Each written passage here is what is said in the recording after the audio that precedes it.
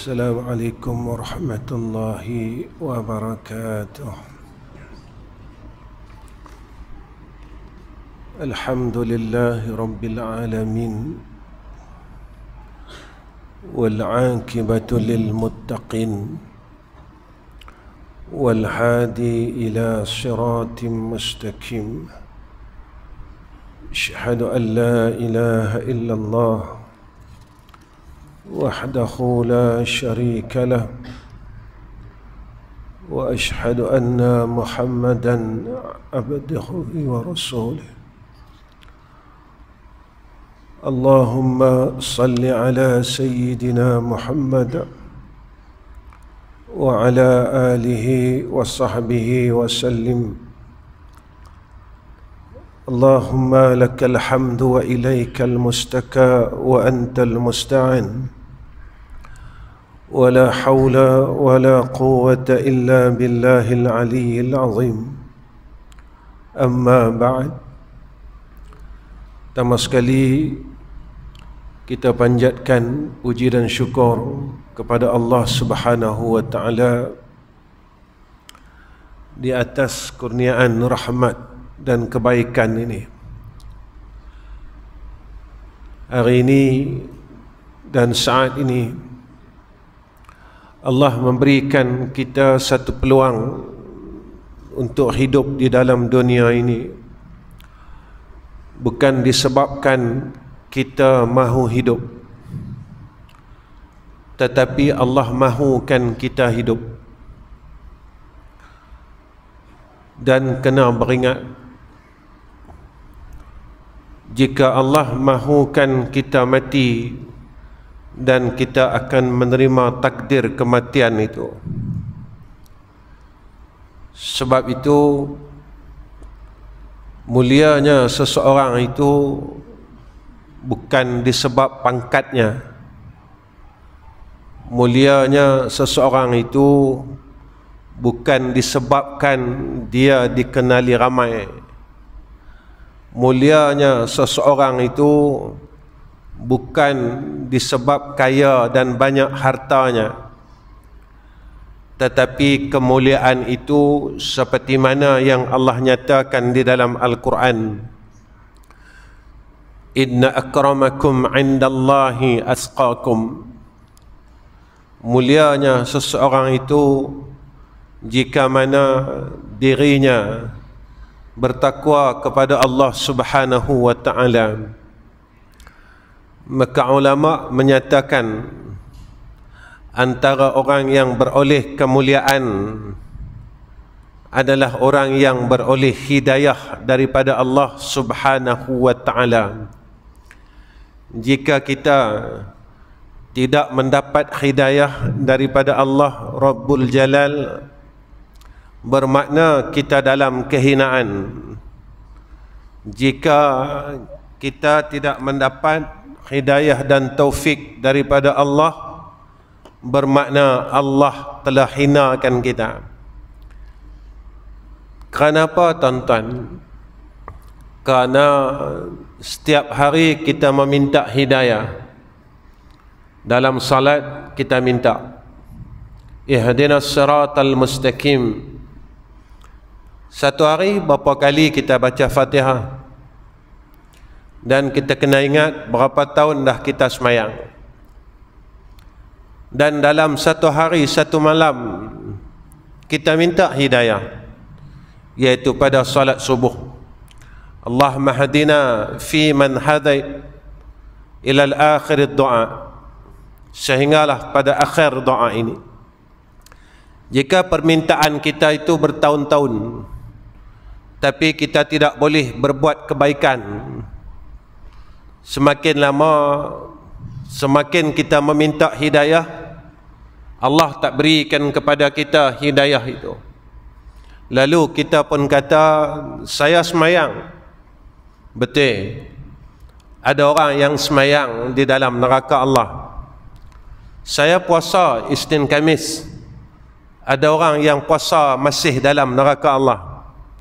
Saya keluarkan zakat, ada orang yang bersedekah tetapi masih dalam neraka Allah. Sebab itu tuan-tuan, kita kena ingat, ilmu ini tidak boleh menjamin kita untuk kita masuk syurga. Kerana ada ahlul ilmi yang dicampakkan oleh Allah ke dalam neraka. Amalan kita belum memastikan kita masuk ke dalam syurga. Kerana ada alil abid yang masuk ke dalam neraka, dicampakkan oleh Allah ke dalam neraka Jahannam. Sebab itu, kalau kita tidak dikurniakan hidayah oleh Allah, taufik oleh Allah, kita tidak akan mampu berubah menjadi insan yang lebih baik daripada awalnya sehinggalah akhir kematian kita. Kita takkan mampu jadi baik. Tuan-tuan, tuntutan perintah daripada Allah bukan hanya semayang, puasa, zakat, haji sahaja. Perintah ini berkisar kepada dua bahagian, iaitu hablum minallah dan hablum minan nas. Saya selalu katakan di dalam kuliah saya, kita semayang tapi mulut kita masih cerca orang lain. Kita semayang dan kita puasa, kita pergi umrah setiap tahun, kita pergi umrah pada saat-saat yang paling besar kelebihannya, iaitu pada bulan Ramadan, sehingga kita buang puluhan ribu dan belasan ribu. Tapi kita masih tidak boleh berhenti untuk membuka aib orang lain. Tak berhenti lagi untuk kata dekat orang, tak berhenti lagi duk hasad dan dengki dengan orang lain. Walhal Nabi menyatakan kepada kita perkara-perkara yang kita buat itu akan menghapuskan seluruh amal saleh kita. Semayang kita habis, zakat kita habis, umrah kita habis, semua amal saleh kita habis. Berulang alik kita ke masjid menjadi sia-sia. Kerana apa tuan-tuan? Kerana masjid ini disebutkan kepada kita ada dua keadaan. Satu dinamakan masjid dirar, yang keduanya dinamakan masjid yang ussisa ala taqwa, masjid yang didirikan atas dasar ketakwaan kepada Allah Subhanahu wa taala. Maka macam mana untuk kita mengenalnya? Apa yang telah terjadi pada zaman Sayyidina Rasulina Muhammad sallallahu alaihi wasallam, Masjidun Nabina Muhammadin sallallahu alaihi wasallam, yang sampai hari ini semua orang pergi Masjid Nabi, orang ziarah Nabi. Maka masjid yang didirikan atas dasar ketakwaan inilah fungsinya, dia menyatukan seluruh umat Islam yang berada di kawasan tersebut dan di negeri tersebut. Tetapi apabila orang munafik dan orang Yahudi ini, orang munafik yang menentang Rasulullah sallallahu alaihi wasallam, dia melihat penyatuan ummah. Tatkala itu mereka juga membina masjid, tetapi tujuan mereka untuk memecah belahkan umat Islam. Tuan-tuan, saya bertanya dengan diri saya dan tuan-tuan tanyalah diri tuan-tuan. Sepanjang kita berulang alik ke masjid, apakah kita disatukan hati oleh Allah, ataupun hati kita berpecah dan semakin berpecah? Hati kita penuh dengan buruk sangka, hati kita penuh dengan mazmumah dan zulmat, kegelapan, sehingga kan berlakunya perkara-perkara yang menghilangkan seluruh amal ibadat kita. Sehari semalam kita berulang ke masjid, dan dalam pada itu kita juga tidak boleh meninggalkan hasad, dengki, buruk sangka, berkata akan keburukan orang lain di belakang kita. Maka perkara-perkara ini yang akan menghapuskan seluruh amal saleh kita yang kita tidak sedar. Besok kita balik tuan-tuan, kita menghadap hadrah Allah. Tatkala itu kita terkejut. Kita terkejut kerana apa? Setiap amalan yang kita buat rupanya dah hilang. Kita tanya dengan Allah, ya Allah, mana semayang aku, puasa aku, sedekah aku, tadarus aku tiap-tiap tahun bulan Ramadan, mana dia ya Allah? Allah kata kat kita, mana ada lagi? Daripada akil baligh sampai umur 70 tahun hang tak berhenti kata orang. Dalam semua hidup bukan seorang, ribuan orang yang kita kata. Tuan-tuan, orang yang kita kata ini kita tak pernah pun minta maaf dengan dia. Antara dosa yang tertangguh adalah dosa yang berkait dan bersangkut dengan manusia. Dosa ni Allah tak ampunkan kita, tuan-tuan. Dosa ni Allah tak ampunkan. Dosa kita buka aurat, kita minta ampun, Allah ampun. Dosa kita tinggal semayang, kita qada semayang kita, lalu kita minta ampun dengan Allah, Allah ampunkan. Dosa minum arak, dosa berzina, kita minta ampun dengan Allah, lalu Allah ampunkan. Tetapi dosa kita dengan makhluk, Allah tak ampunkan. Selagi orang yang kita zalim ini mereka mengampunkan kesalahan kita. Tuan-tuan, saya pun bukan muda lagi, dan tuan-tuan pun bukan muda lagi. Kalau sampailah kita masih tak berubah, kita rugi, tuan-tuan. Kalau sampailah kita tak mau berubah dan kita degil dengan pendirian kita, maka kita termasuk golongan orang yang dirugikan oleh Allah Subhanahu wa ta'ala. Tuan-tuan yang saya kasih sekalian, malam ini saya ingin berbincang dengan tuan-tuan satu perkara yang tuan-tuan tahu sebenarnya. Apa dia? Keikhlasan. Kalau kita benar-benar ikhlas dengan Allah, kita boleh jadi hamba Allah yang baik. Tetapi kalau kita tidak ikhlas dengan Allah, maka kita tidak boleh mengikut seluruh perintah Allah. Tuan-tuan, kita tak gagal dengan semayang, kita tak gagal dengan puasa Ramadan, kita tak gagal dengan bayar zakat fitrah, kita tak gagal menunaikan haji.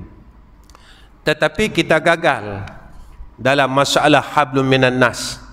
Saya selalu katakan pada setiap kuliah saya, kita gagal dengan mak ayah kita, kita gagal dengan adik-beradik kita, kita sanggup berkelahi dengan adik-beradik kita disebabkan reta yang kita nak tinggalkan, tuan-tuan. Kita balik dan kita mati apabila tubuh kita orang hantar dan orang letakkan di liang lahat. Reta yang kita bergaduh ni kita tak bawa balik pun ke liang lahat sama-sama dengan kita. Reta tu kita akan tinggal. Kita bergaduh, kita berkelahi sehingga kita bermusuh dengan karabah kita yang satu darah dengan kita, satu mak dengan kita, satu pak dengan kita, dan kita tak berubah sampailah sehingga akan kita sanggup memutuskan silaturrahim di antara kaum karabat kita, walaupun Allah kata dekat kita, rahim itu daripada sifatku. Siapa yang memutuskan rahim, maka dia telah memutuskan hubungannya dengan aku, kata Allah. Tuan-tuan, sebab rata dunia saja kita sanggup putuskan hubungan kita dengan Allah.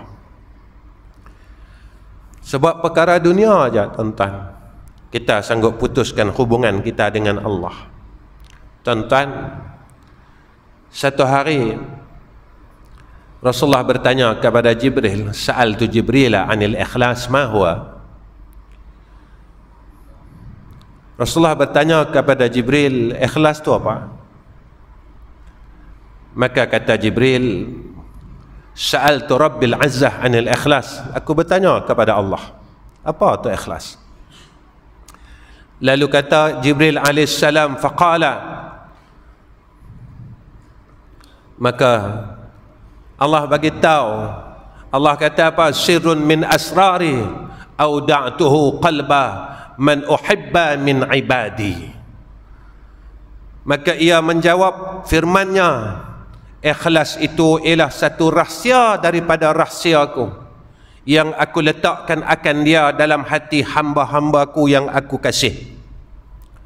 Tuan-tuan, kalau Allah sayang kita, Allah berikan kepada kita keikhlasan di dalam kita beragama, di dalam kita berakidah, kita benar-benar ikhlas dengan Allah, kita akan ikut seluruh perintah daripada Allah Subhanahu wa ta'ala. Tuan-tuan, apa dia ikhlas? Malam ini saya ambil beberapa perkataan ulama berkenaan dengan ikhlas, tuan-tuan. Pertama, pandangan daripada Imam Qushairi rahimahullahu ta'ala. Imam Qushairi kata, ikhlas ini dia berjaga-jaga daripada mengambil kira dengan sebarang pandangan daripada makhluk. Orang ikhlas ni dia tak pandang dah makhluk di sekeliling dia. Yang dia pandang hanya Allah Subhanahu wa ta'ala. Kalau kita ikhlas dalam beragama, kita tidak akan memandang makhluk di sekeliling kita. Sebab itu kata ulama, tuan-tuan, masalah aib ni, kalaulah kita ni tuan-tuan sibuk dengan aib kita, kita takkan ada masa untuk kita mengira-ngira aib orang lain. Masalah lah tuan-tuan, kita tak pernah kata diri kita salah. Semua bagi ke orang salah tu. Kawan ni salah, kawan ni salah, kawan ni salah, kawan ni salah. Tuan-tuan, fikirlah, bila masanya, hari apa, minggu mana, bulan mana, tahun bila kita kata kita salah. Tuan-tuan, iblis ni sampailah dia tak kata diri dia salah.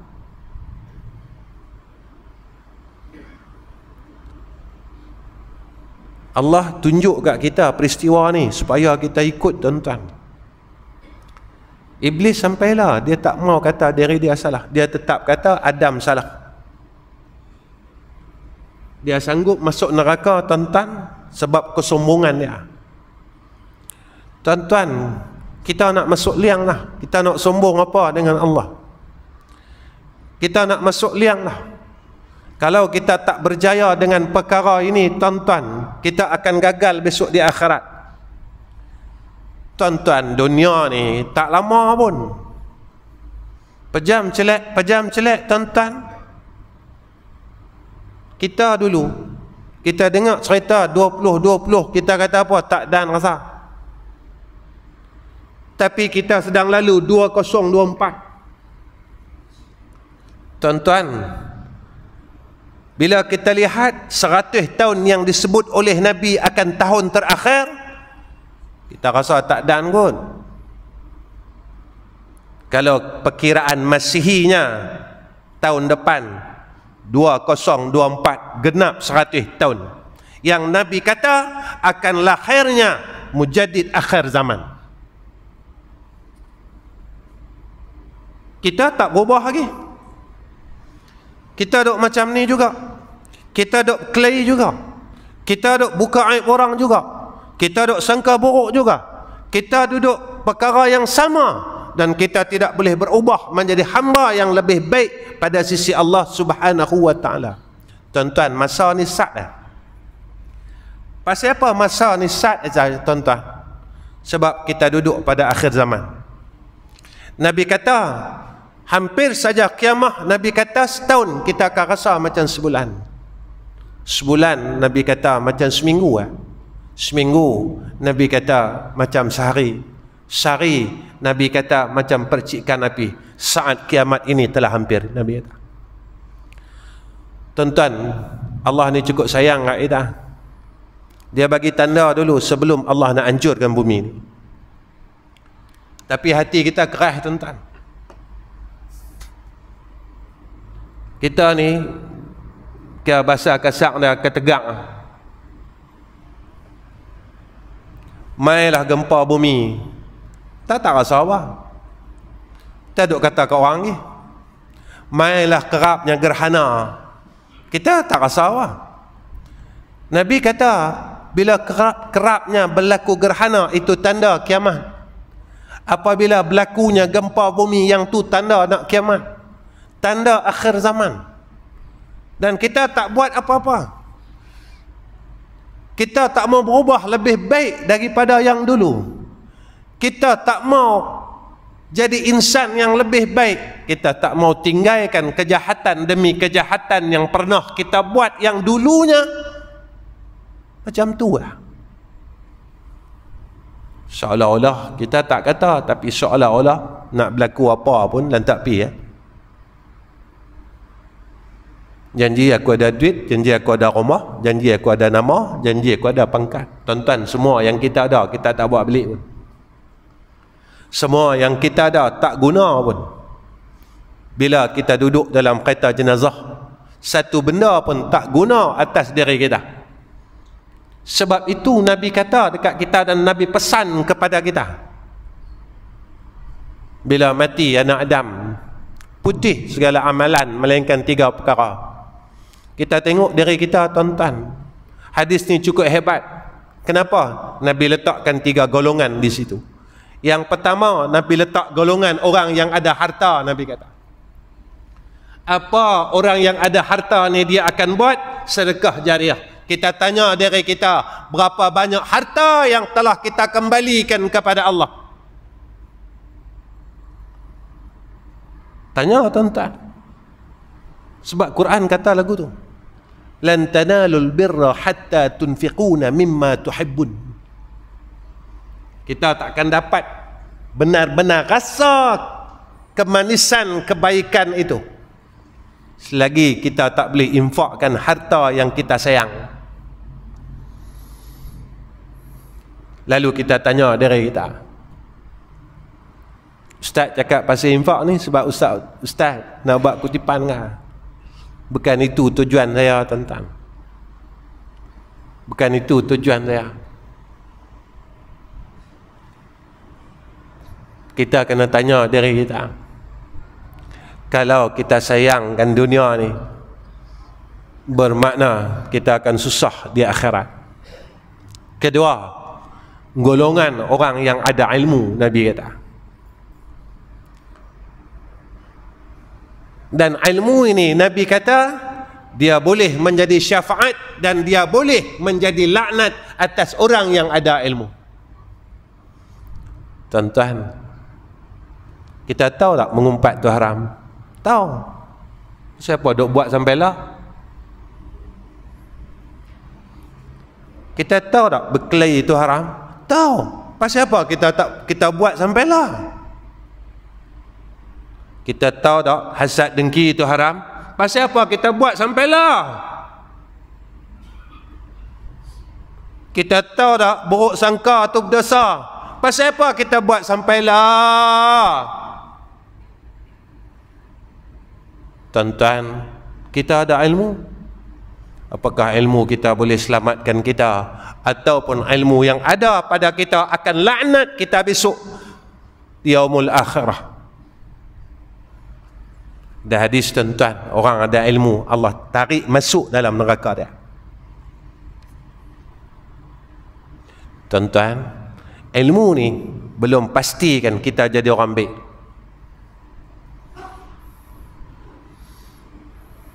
Jika tidak ada hidayah daripada Allah, jika tidak ada taufik daripada Allah, maknanya ilmu yang ada pada kita, maka kata ulama, ilmu ni jadi sia-sia.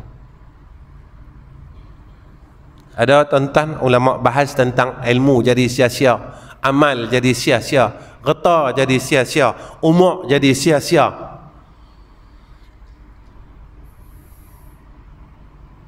Betul ke orang tahu dia boleh buat baik?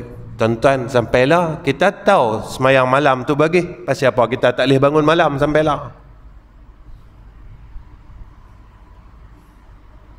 Rupanya kita tidak ada hidayah dan taufik daripada Allah. Allah tak mau bagi kat kita. Pasal apa? Karena dalam hati kita penuh dengan kesombongan dan kedegilan. Kita rasa dan kita dabik dada kita ahli syurga. Tuan-tuan, syurga mana yang akan menerima orang yang masih kata orang? Syurga mana yang akan menerima orang yang masih sombong dengan rahmat Allah? Syurga mana yang akan menerima orang yang masih berada dalam hasad dan dengki? Syurga mana yang akan menerima orang yang masih gila dan cinta kepada keduniaan? Syurga mana yang akan terima orang yang derhaka dengan mak dan ayahnya, syurga mana yang akan terima orang yang memutuskan silaturahim dengan kakak, abang dan adik-beradiknya.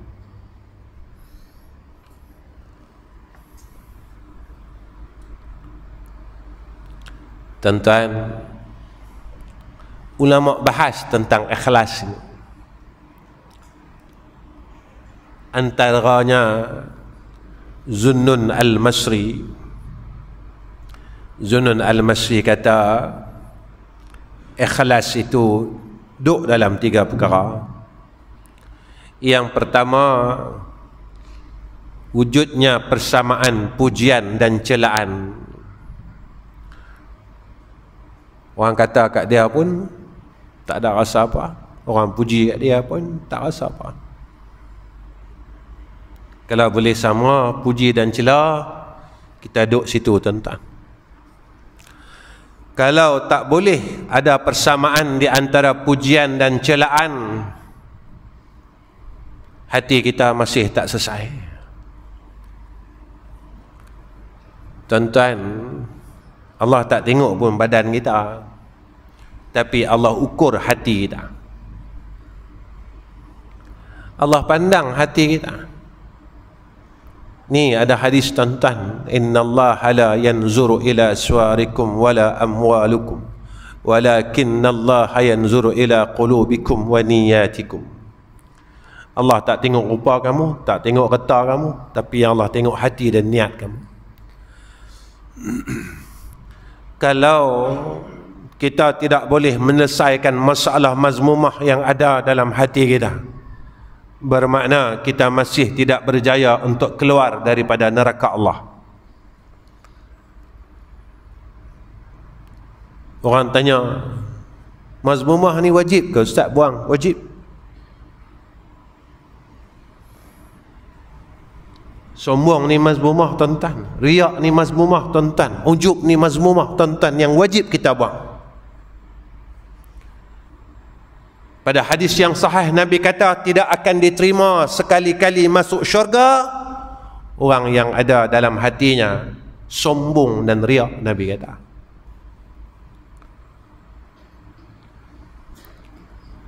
tak ada ke orang semayang sombong? Ada. Tak ada ke orang alim sombong? Ada. Tak ada ke orang yang banyak amalan dia sombong? Ada. Tuan-tuan, masa kita miskin dulu, kita tak pernah miskin orang. Tapi bila kita ada duit sikit, kita mula miskinkan orang. Masa kita bodoh dulu, kita tak pernah bodohkan orang. Tapi masa Allah bagi kita sedikit daripada ilmu, kita mula bodohkan orang. Masa kita tak tahu dulu, kita tak tahu kesalahan orang. Ketika Allah berikan sedikit kepada kita, sedikit pengetahuan, kita mula nak cari salah orang. Kawan ni salah, kawan ni salah, dan kawan ni salah. Bila kita mengatakan aku salah, kita sendiri dalam kesalahan yang Allah sendiri tidak ampunkan dosa kita. Pertama. Kedua, kata Zunnun al-Masri, ikhlas itu mereka ini lupa melihat amal dalam amal. Dia tak tengok pun, dia tak nampak pun kebaikan yang dia buat. Pasal apa tuan-tuan? Kita ni kalau tengok amal kita malu lah tuan-tuan. Kita amal tak seberapa pun. Semayang kita tak ada tara mana pun. 2 rakaat tu pun culah tuan-tuan. Qabliyah, ba'diyah tu pun kita tak boleh istiqamah kan. Kita nak kata kita ahli syurga.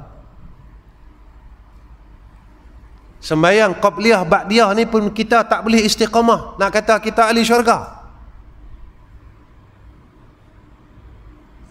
Sembahyang malam yang 2 rakaat yang Nabi kata sallu fil laili walau raka'ataini, kita nak kata kita ahli syurga. Kita lebih banyak berpoya-poya dalam dunia daripada kita berpenat-penat untuk kita mengejar akhirat. Kita banyak seronok lagi tuan-tuan. Apa penat kita dengan agama? Saya tanya diri saya dan tuan-tuan tanya dari tuan-tuan.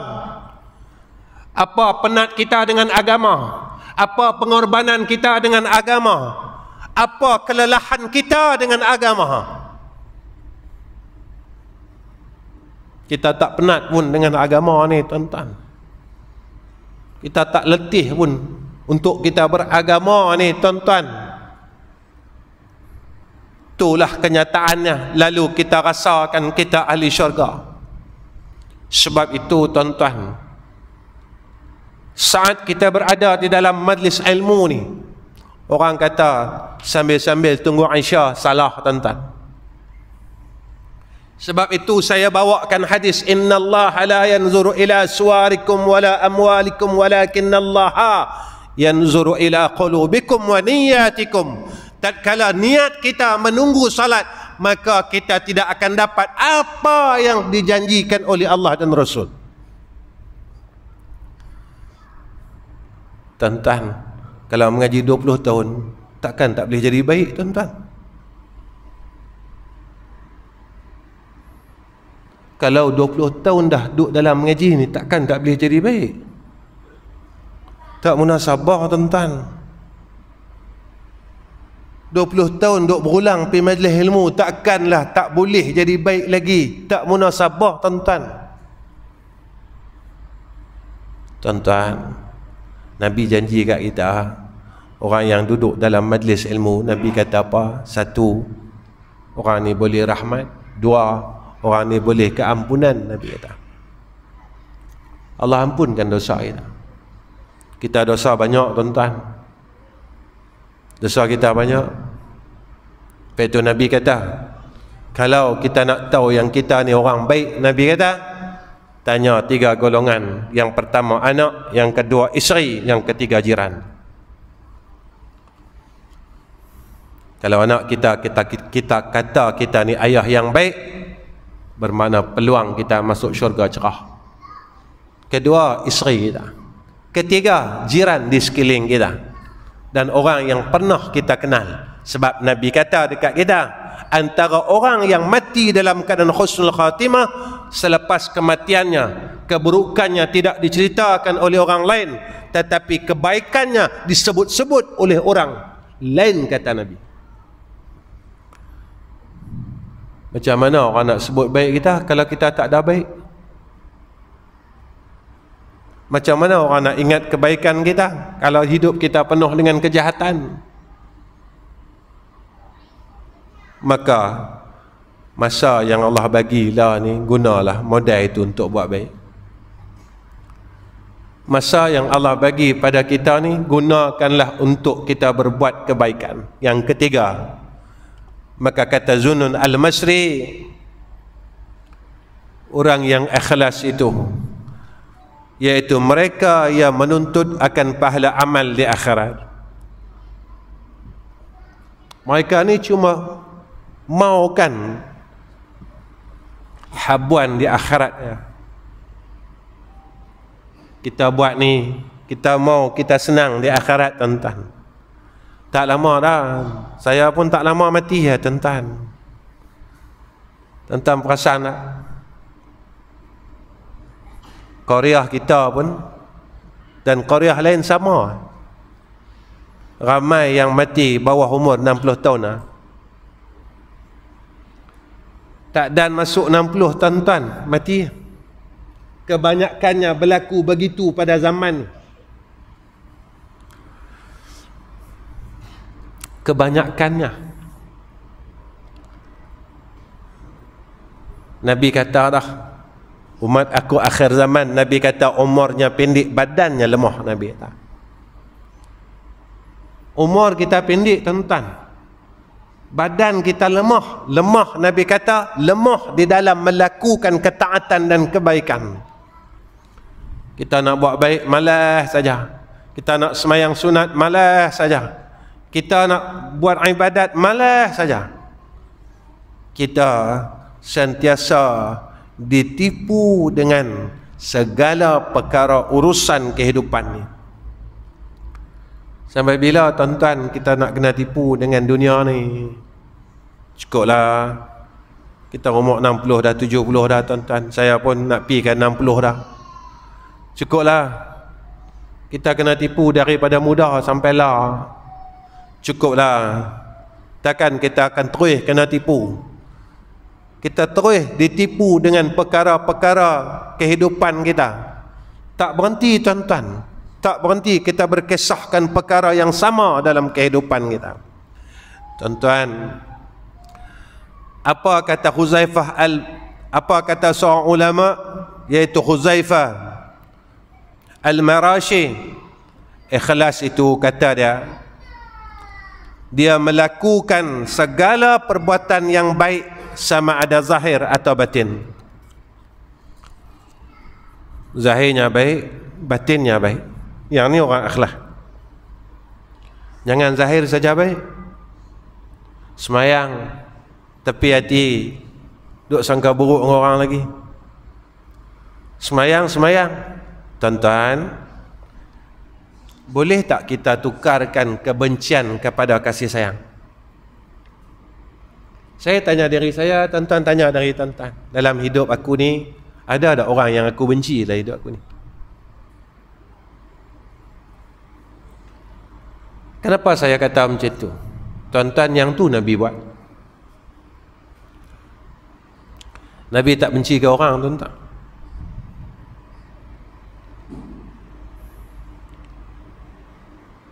Orang yang buat zalim dengan Nabi pun Nabi tak benci, tuan-tuan.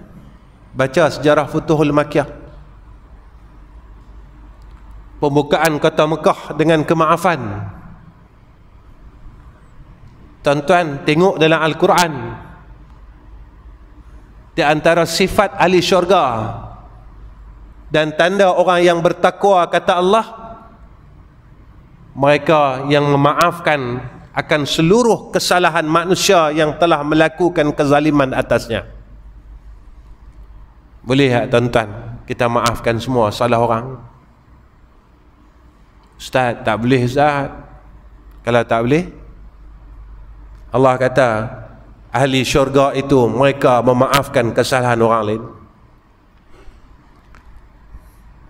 Kalau kita mau masuk syurga, maafkan kesalahan orang. Kenapa Ustaz minta kami macam tu? Tuan-tuan, dalam hidup kita bukan saja orang buat salah dengan kita, tetapi kita juga pernah buat salah dengan orang. Kenapa kita perlu memaafkan kesalahan orang lain?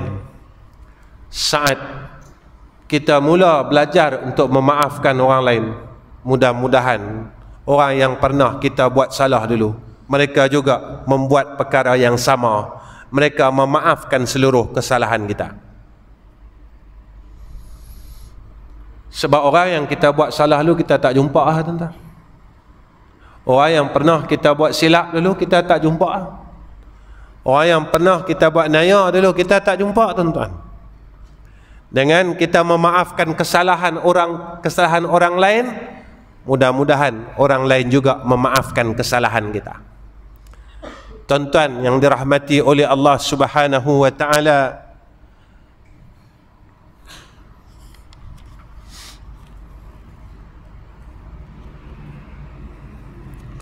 maka ulama menyatakan tentang ikhlas ini, tuan-tuan. Antaranya yang disebutkan kepada kita,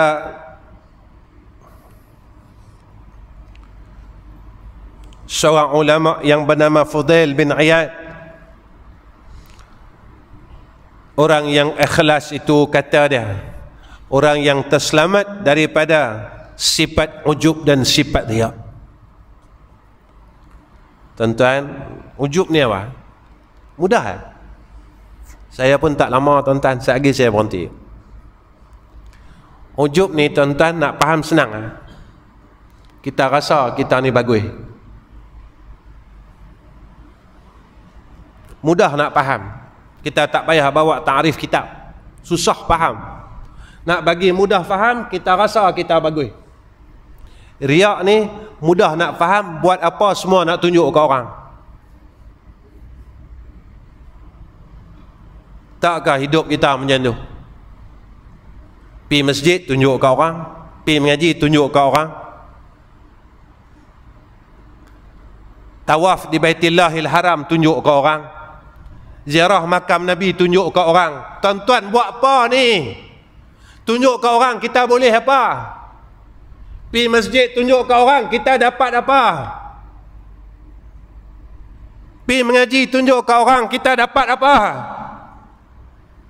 Pergi umrah tunjuk dengan orang kita dapat apa? Dan kita tak mau berubah pun. Dan Nabi kata amalan orang yang riak ini ditolak oleh Allah 100%. Itu yang kita buat.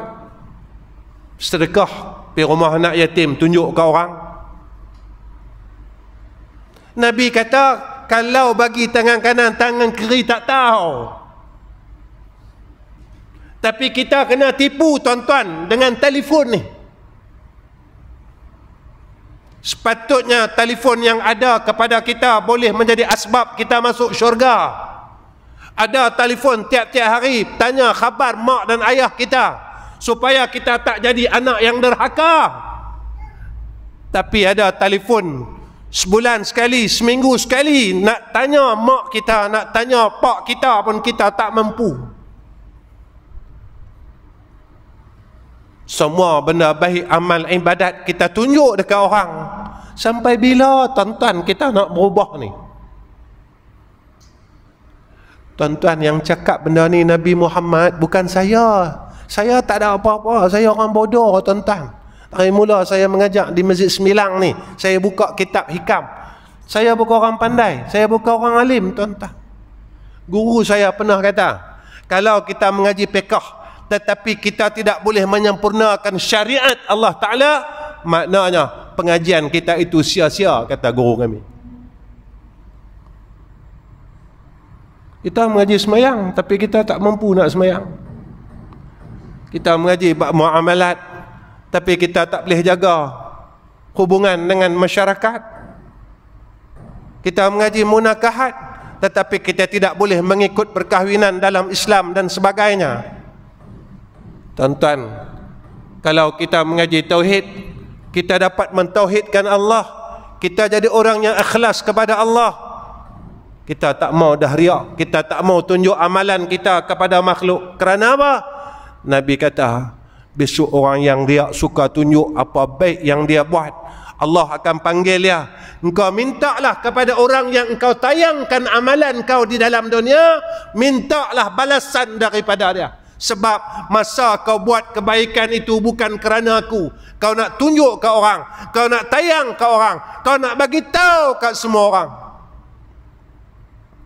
Yang tu kita buat.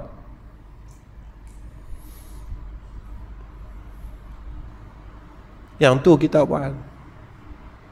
Yang tu yang kita buat dari dulu sampailah. Kedua, kita masih rasa kita baik lagi tuan-tuan. Tuan-tuan, iblis ni Allah halau dia daripada syurga sebab dia rasa dia baik ya. Satu je perkataan dia. Dia kata wa ana khairum minhu. Aku lebih baik daripada Adam. Dalam hidup kita, berapa kali kita rasa kita lebih baik pada orang lain. Akulah pandai pada orang. Akulah elok pada orang. Akulah bagus pada orang. Akulah semua aku kat aku. Kat orang semua tak elok, kat aku saja elok. Bila masa kita kata kita bodoh? Bila masa kita kata kita salah? Bila masa kita kata kita tak tahu? Bila masa kita kata kita ni kedekut piang, bakhil? Bila masa kita kata semua salah tu kat kita? Bila masa kita kata aku ni ahli neraka? Kita masih rasa yang kita ni ahli syurga, tetapi amalan-amalan ahli neraka kita tak boleh tinggalkan. Kita rasa kita ahli syurga, tapi amalan ahli neraka kita tak boleh tinggal tuan-tuan. Tuan-tuan, Allah tak minta banyak dengan kita. Allah minta kita jadi orang baik ya. Allah minta kita jadi orang baik ya. Allah tak minta banyak pun dengan kita. Dia tak minta banyak tuan-tuan. Dengan kita ni tak minta banyak pun. Aku mau orang jadi orang baik ya. Tuan-tuan, susah ke jadi orang baik?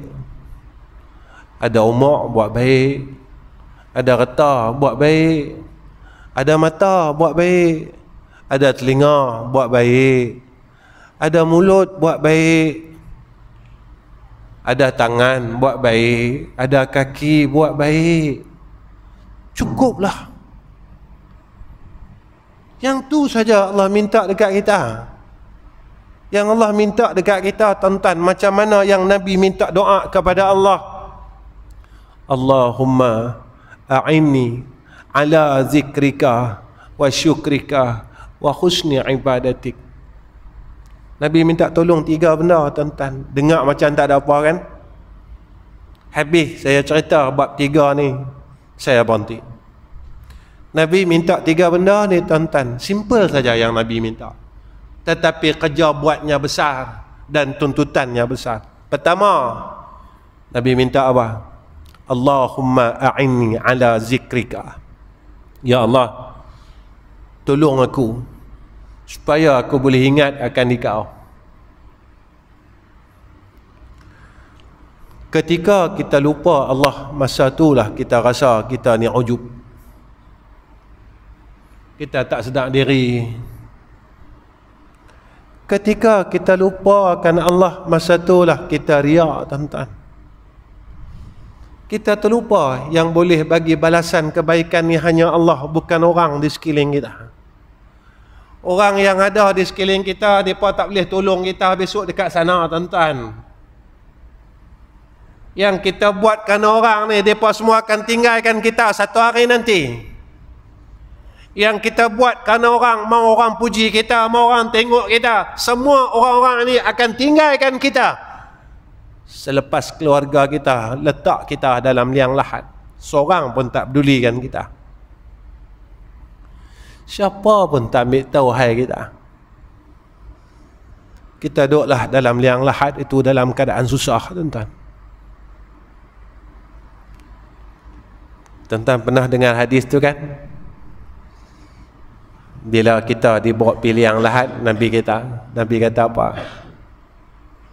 Hak teman kita dalam dunia ni, kawan kita dalam dunia ni, perkara yang kita selalu duk ada dalam dunia ni, satu saja yang duk teman dengan kita. Harta kita tinggal. Kawan-kawan kita tinggal, dia tak pedulikan kita, tuan-tuan. Isteri anak-anak kita tinggalkan kita, dia tak pedulikan kita. Kita duduk dalam liang tu sorang-sorang lah, tuan-tuan. Kita duduk dalam liang tu sorang-sorang, tak ada siapa boleh tolong kita. Kawan kita tak pedulikan kita. Anak kita tak ambil tahu hal kita. Isteri kita tak ambil tahu hal kita. Semua kawan-kawan yang rapat dengan kita, yang sama-sama duk mengumpat dengan kita, mereka tinggal kita.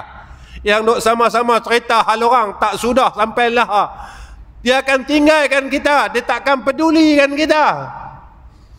Tapi siapa yang ambil peduli dengan kita? Nabi kata amal salih, dia yang takkan tinggalkan kita.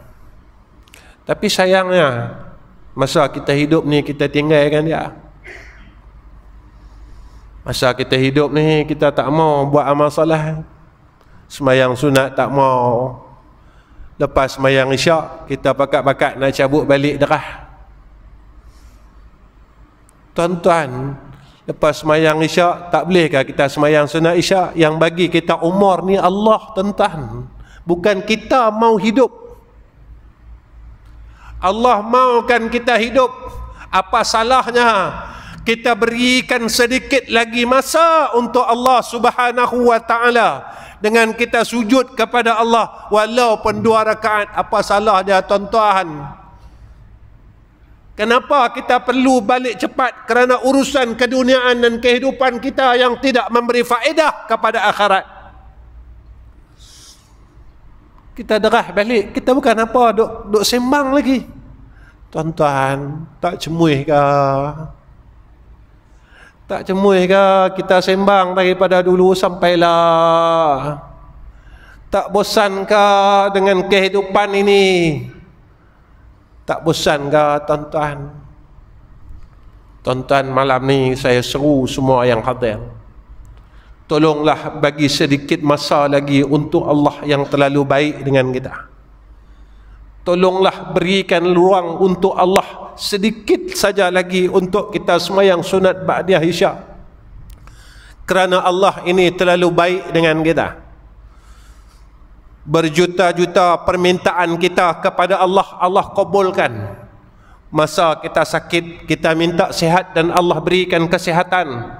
Masa kita kelaparan, kita minta dengan Allah supaya kita ini diberikan makanan, Allah kurniakan kepada kita kekenyangan.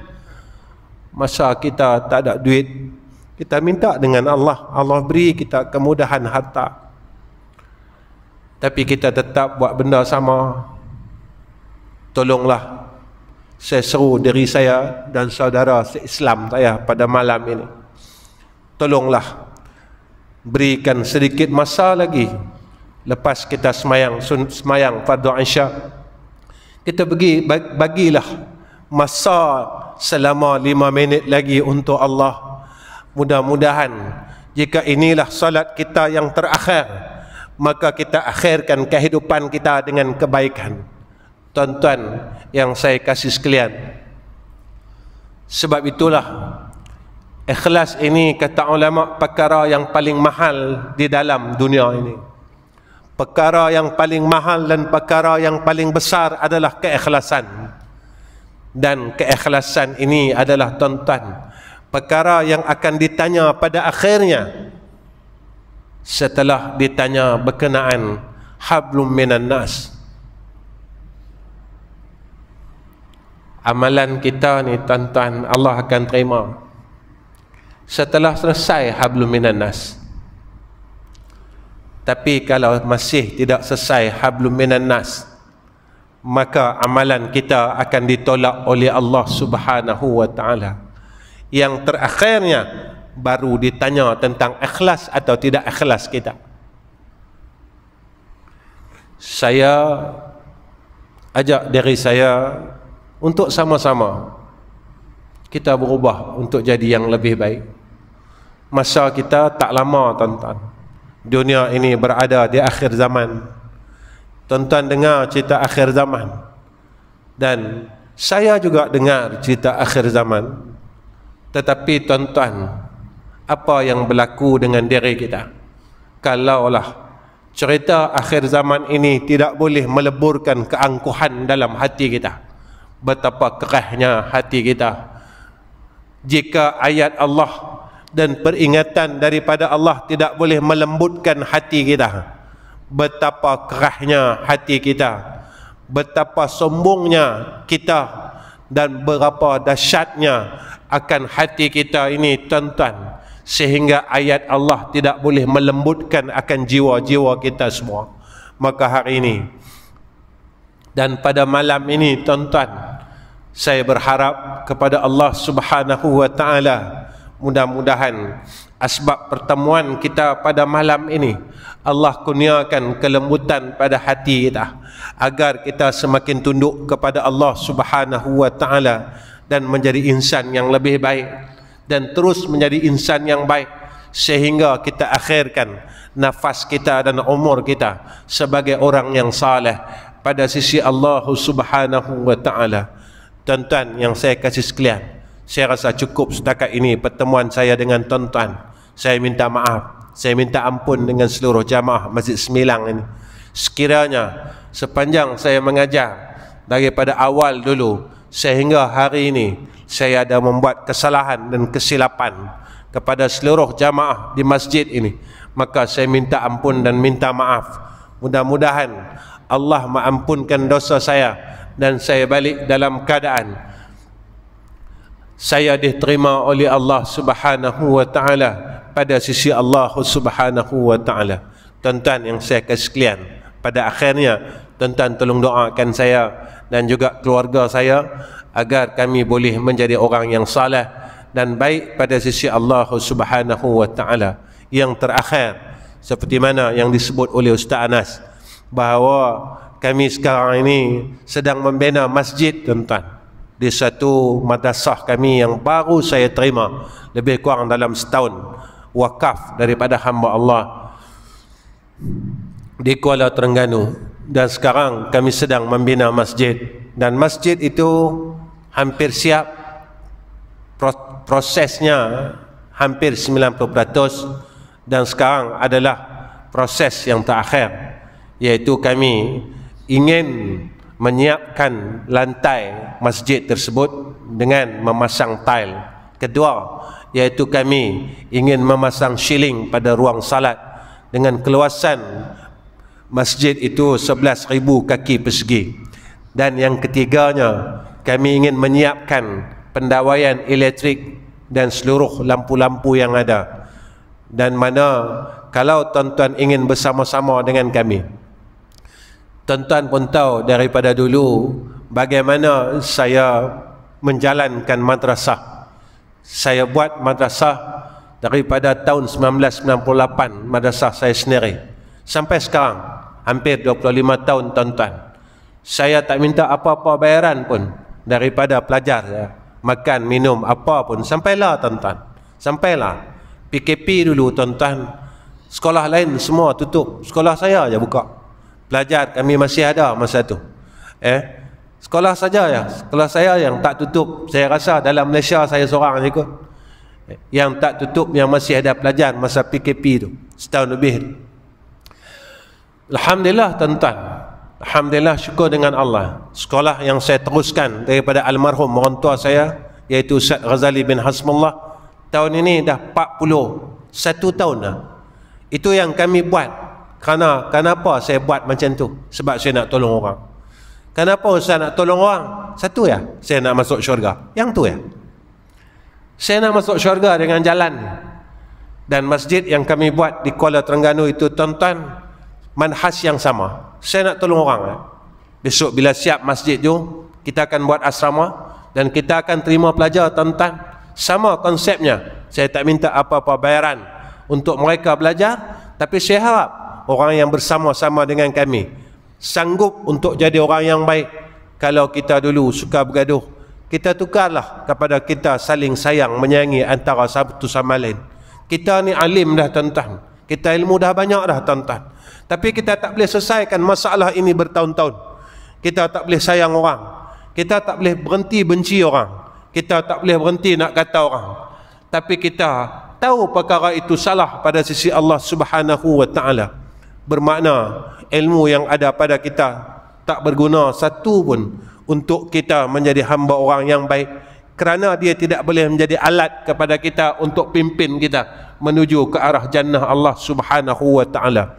Jadi tuan-tuan, kalau tuan-tuan nak sama dengan kami, insya-Allah saya terlebih dahulu mengucapkan terima kasih kerana dana untuk tile itu lebih kurang dalam RM24,000, dan dana untuk pendawaian itu sejumlah RM25,000, dan dana untuk shilling sejumlah RM45,000, dan semuanya proses pembinaan itu daripada hasil sumbangan orang ramai. Dan mudah-mudahan apa yang kami hajatkan mudah-mudahan akan dikabulkan oleh Allah Subhanahu wa ta'ala. Saya tidak berharap banyak daripada tuan-tuan, tetapi saya berharapkan doa demi doa daripada semua orang yang berada pada malam ini dan yang mendengar akan kuliah kita pada malam ini dapat mendoakan kami. Mudah-mudahan dengan doa itu menjadi syafaat atas kami semua dan beroleh rahmah daripada Allah Subhanahu wa ta'ala. Wa akhirul kalam, wassalamualaikum warahmatullahi wabarakatuh. Bismillahirrahmanirrahim. Alhamdulillahi rabbil alamin, wassalatu wassalamu ala asyrafil anbiya wal mursalin wa ala alihi wa sahbihi ajma'in. Allahumma ya arhamar rahimin, kami mohon dan kami berharap, tolonglah pimpin hati kami, lisan kami dan seluruh amalan kami ke jalan-Mu yang lurus ya Allah. Ya Allah, jika kami jatuh di dalam kesesatan, maka tolonglah bimbing kami ya Zal Jalali wal Ikram.